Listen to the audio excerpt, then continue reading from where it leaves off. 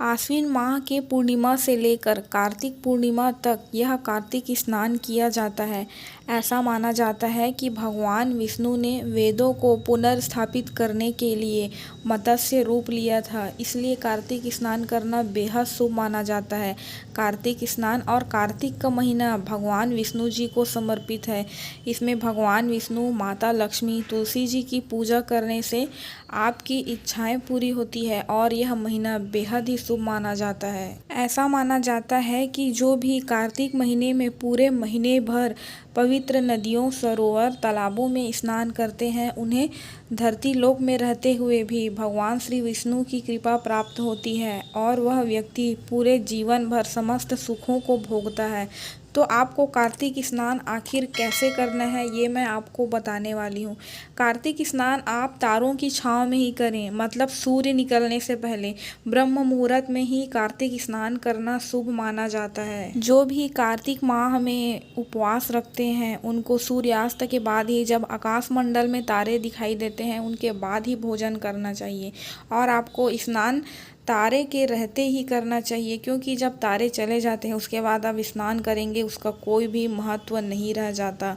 इस महीने में आपको दान भी करना चाहिए। अगर किसी के घर में तुलसी का पेड़ नहीं है और वो आपके घर मांगने आए हैं और आपके घर में है, तो आपको तुलसी का दान करना चाहिए, क्योंकि तुलसी का वृक्ष दान करना इस महीने में बेहद ही शुभ माना गया है। इस कार्तिक माह को दान और स्नान के लिए बेहद ही शुभ माना जाता है। ऐसा माना जाता है कि इस महीने में दान कर्म से इसके लाखों गुना फल आपको मिलते हैं। जो व्यक्ति व्रत रखते हैं उनको मांसाहारी के साथ साथ उड़द, मूंग, दालों को भी नहीं खाना चाहिए। ऐसा करना अशुभ माना गया है। और आपको स्नान करने के बाद नदी, सरोवर में दीपदान करना चाहिए। दीपदान करना शुभ माना गया है। ऐसा करने से माता लक्ष्मी और भगवान विष्णु की कृपा आपको प्राप्त होती है। इस महीने में भगवान शिव की भी पूजा की जाती है। आप सभी देवी देवताओं की पूजा इसमें विशेष कर करें, खास करके माता लक्ष्मी, भगवान विष्णु और शिव जी। इस कार्तिक के महीने में तुलसी जी को सिंदूर नहीं चढ़ानी चाहिए, क्योंकि माता तुलसी इस महीने में कुंवारी होती है, तो आप उनको सिंदूर नहीं चढ़ाएं। रोली, अक्षत, ये सब चीज़ चढ़ाएं। और ख़ास करके चंदन का टीका देवियों को नहीं लगाना चाहिए। पर अगर आपके घर में लगाने की प्रथा है तो आप लगा सकते हैं, पर लगाना नहीं चाहिए, ऐसा माना जाता है।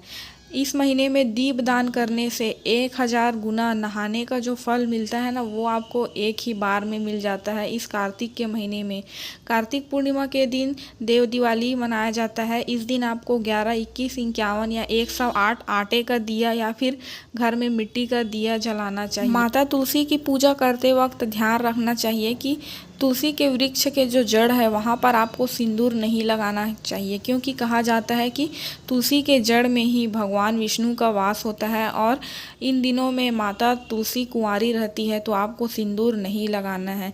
और दूसरा ये प्रश्न आता है कि क्या आप मासिक धर्म में कार्तिक स्नान कर सकते हैं? तो जी हाँ, आप कार्तिक स्नान कर सकते हैं, पर आप कार्तिक स्नान करने के बाद स्वयं में गंगा जल डाल लेना है, मतलब खुद में गंगा जल का छिड़काव करना है।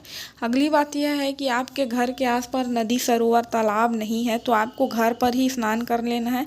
आपको करना क्या है, जो आपके घर में जो टब वगैरह रखा है जिसमें आप नहाते हैं, उस पतीले में आपको गंगा जल डालना है। गंगा जल डालने के बाद वह पानी स्वयं में गंगा के समान हो जाता है। तो आपको घर में ही रहकर इस तरह से स्नान कर लेनी है। याद रखनी है कि आपको तारों के छांव में स्नान करनी है और सूर्यास्त के बाद खाना खाना है, जब आकाश मंडल में तारे निकल जाते हैं। तो इसमें तारों का भी एक बेहद महत्व बताया गया है।